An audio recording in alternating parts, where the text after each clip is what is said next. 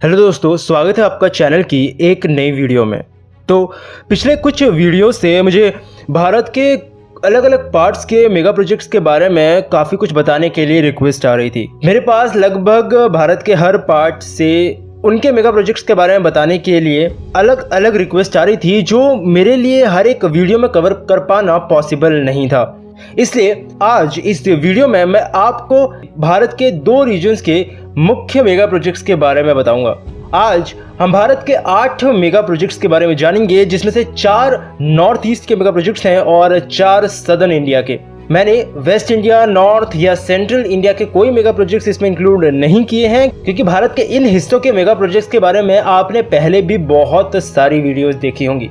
लेकिन north east और south के मेगा प्रोजेक्ट्स के बारे में बहुत ही कम वीडियोस अवेलेबल हैं। इसलिए आज हम खासकर 8 मेगा प्रोजेक्ट्स के बारे में बात करेंगे, जो नॉर्थ ईस्ट और सदर्न इंडिया के मेगा प्रोजेक्ट्स होंगे। तो हेलो दोस्तों, मेरा नाम है दीपक, आप देख रहे हैं इट्स इनक्रेडिबल फॉर यू। तो चलिए मेरे साथ भारत के सदर्न और नॉर्थ ईस्टर्न रीजन के एक सफर पर और देख करके आते हैं उनके आने वाले या फिर चल रहे मेगा प्रोजेक्ट्स को। Number 1, north east India's 5 major rail projects. Bharat के नॉर्थ ईस्ट हिस्से की एक सबसे बड़ी समस्या रही है और पहले से ही वो चीज़ रही है कनेक्टिविटी। भारत के सेंट्रल, नॉर्थर्न, वेस्टर्न रीजन्स के स्टेट्स की कनेक्टिविटी जितनी अच्छी है उतनी अच्छी आज भी नॉर्थ ईस्ट की नहीं है, जिस वजह से पिछले कुछ सालों में ही नॉर्थ ईस्ट को इंडियन रेलवेज की तरफ से एक अच्छा खासा इंफ्रास्ट्रक्चरल बूस्ट देखने को मिला है। लगभग पूरे नॉर्थ ईस्ट रीजन के रेलवेज ट्रैक को अब ब्रॉड गॉज में कन्वर्ट कर दिया गया है और सिक्किम को छोड़ लगभग सारे स्टेट्स अब इंडियन रेलवेज से भी डायरेक्टली कनेक्टेड हैं। आने वाले भविष्य में इंडियन रेलवेज इन सारे ही नॉर्थ ईस्ट कैपिटल्स को भी एक दूसरे से डायरेक्टली कनेक्ट करने वाली है। इसमें सिक्किम भी शामिल होगा। आने वाले कुछ ही सालों में इंडियन रेलवेज के 5 बड़े प्रोजेक्ट्स नॉर्थ ईस्ट रीजन्स में पूरे हो जाएंगे, जिसमें मणिपुर का जिरीबम इम्फाल प्रोजेक्ट, मिजोरम का भैराबी सेरांग प्रोजेक्ट, नागालैंड का दीमापुर कोहिमा, मेघालय का तितलिया ब्रिनेहाट और सिक्किम का सिवोक रैंगपो प्रोजेक्ट्स शामिल हैं। साल 2022 या 2023 तक ये सारे ही प्रोजेक्ट्स खत्म हो जाएंगे, जिसके बाद नॉर्थ ईस्ट रीजन से सेंट्रल रीजन्स डायरेक्टली कनेक्टेड होंगे। साथ ही ये प्रोजेक्ट्स खत्म होने के साथ साथ रोजगार यानी एम्प्लॉयमेंट के अवसर भी नॉर्थ ईस्ट रीजन में जरूर लेकर जाएगा। Number 2, north east smart cities. पूरे भारत में जो स्मार्ट सिटीज प्रोजेक्ट्स को शुरू किया गया है, उसमें कुछ स्टेट्स नॉर्थ ईस्ट के भी शामिल हैं, जिसमें असम, मणिपुर, त्रिपुरा, नागालैंड, मिजोरम, आंध्र प्रदेश और 2 सिक्किम के शहर हैं। करीबन 14,124 करोड़ रुपयों से भी ज़्यादा का पैसा गवर्नमेंट ने इन सब मेगा सिटीज़ या कहें तो स्मार्ट सिटीज़ के लिए पहले ही अप्रूव कर दिया है। इन सारे स्मार्ट सिटीज़ में कुल 464 प्रोजेक्ट्स पर काम होगा। गवर्नमेंट का कहना है कि नॉर्थ ईस्ट रीजन में भले ही इसे पूरा होने में समय लगे, लेकिन पूरा होने के बाद ये बहुत तेज़ी से नॉर्थ ईस्ट की डेवलपमेंट करेगा। नॉर्थ ईस्ट प्रोजेक्ट्स के लिए खासकर उन सब चीज़ों का ध्यान रखा जाएगा जो समस्याएं वहाँ के लोग आए दिन फेस करते हैं। स्मार्ट सिटीज़ बनाने के साथ साथ गवर्नमेंट की ये भी कोशिश रहेगी कि रोज़मर्रा के कामों में आने वाली दिक्कतों का भी समाधान इसके ज़रिए किया जा सके। नॉर्थ ईस्ट के स्मार्ट सिटीज़ का काम काफ़ी प्लान्ड तरीके से हो रहा है और इस बात को ये चीज़ प्रूव करती है कि त्रिपुरा की कैपिटल अगरतला स्मार्ट सिटीज़ की लिस्ट में 74वें नंबर पर थी, जो अब ऊपर उठकर 56 यानी 56वें नंबर पर आ गई है।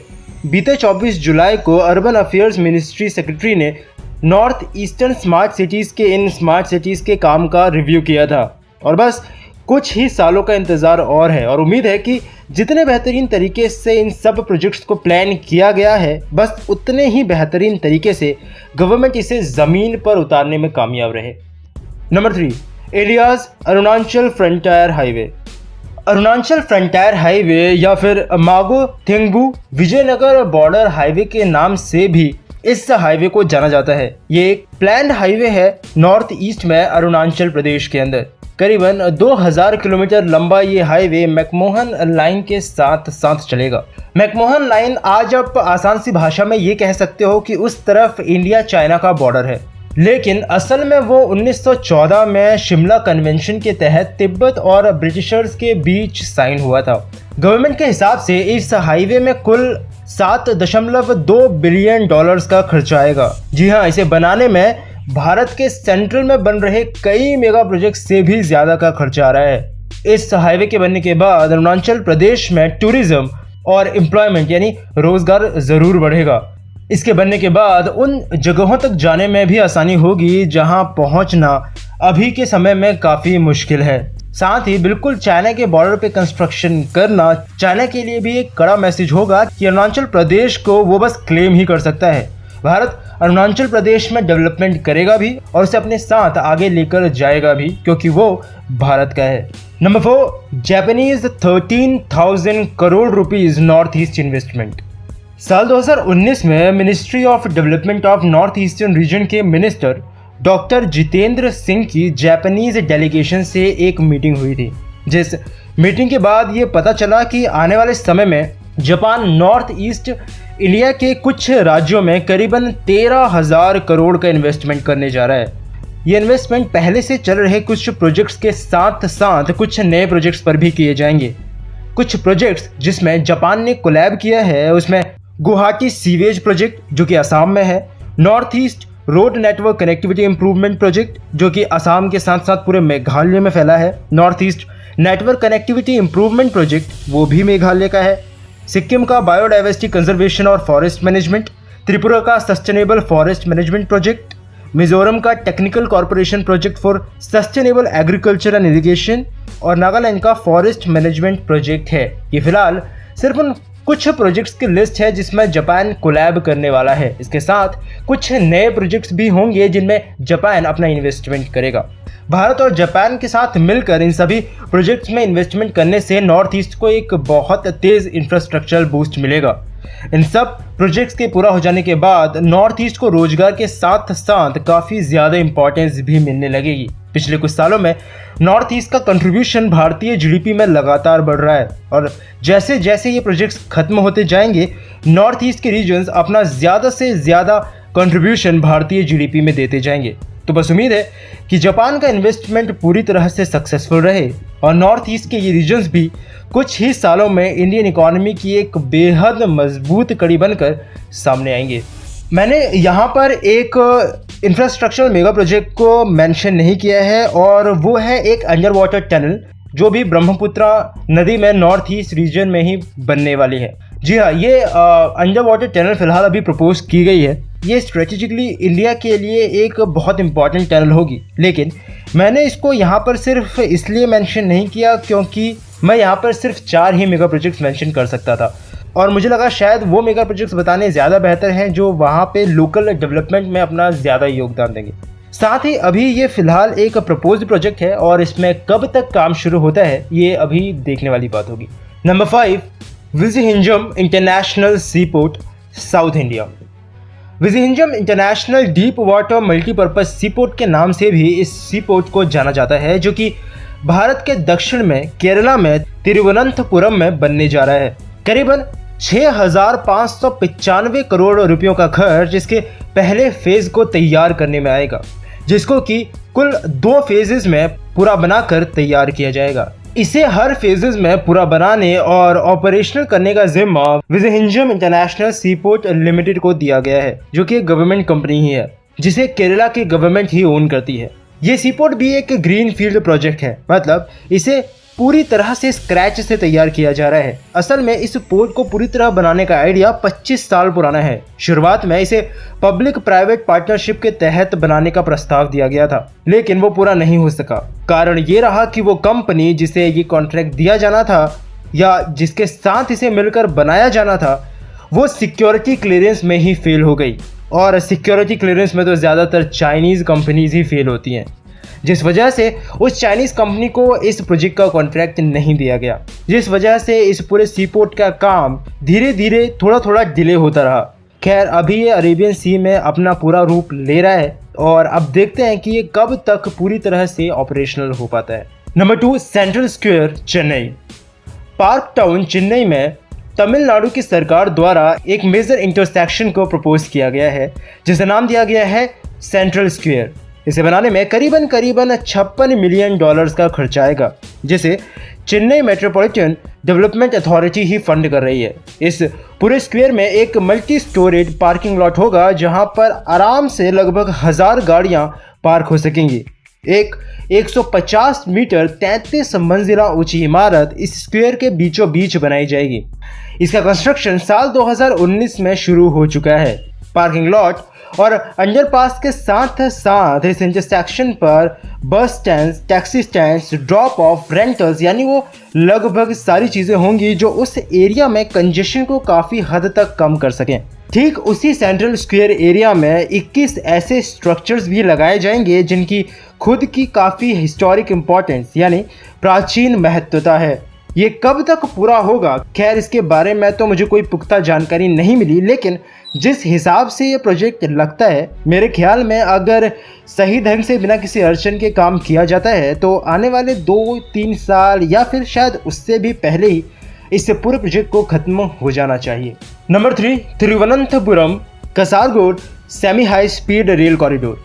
Thiruvananthapuram Kasaragod semi high speed rail corridor, या जिसे सिल्वर लाइन के नाम से भी जाना जाता है, एक proposed high speed railway corridor है जो कि केरला के तिरुवनंतपुरम को केरला के ही कसारगोड से जोड़ेगा।